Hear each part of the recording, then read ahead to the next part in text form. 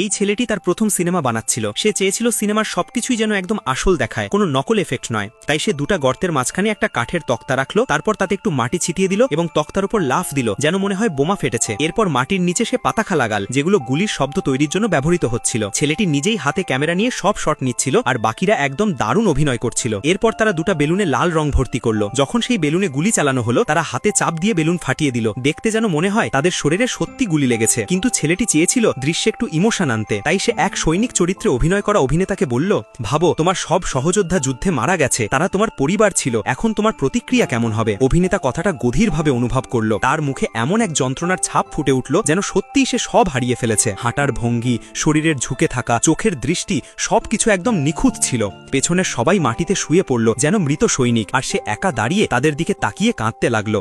দৃশ্যটা এত বাস্তব ছিল যে ছেলেটির গায়ে কাঁটা দিয়ে উঠল। শুটিং শেষ হলে সবাইকে উঠে দাঁড়াতে বলা হলো। সবাই উঠল, কিন্তু সেই সৈনিক চরিত্রের অভিনেতা হাঁটতে থাকলো। সে আর কারো কথা শুনছিল না। মনে হচ্ছিল সে সত্যিই বিশ্বাস করেছে তার সাথীরা আর নেই। কয়েকদিন পর ছেলেটির সিনেমা পর্দায় দেখানো হলো। সবাই মনোযোগ দিয়ে দেখছিল, কেউই বোর হচ্ছিল না। কিন্তু যখন সেই সৈনিকের ইমোশনাল দৃশ্যটা পর্দায় এলো, পুরো হলে মানুষ কেঁদে ফেলল। ছেলেটির প্রথম সিনেমাই সবাই হৃদয় ছুঁয়ে গেল, আর সেটাই হয়ে গেল তার জীবনের সুপার হিট ফিল্ম।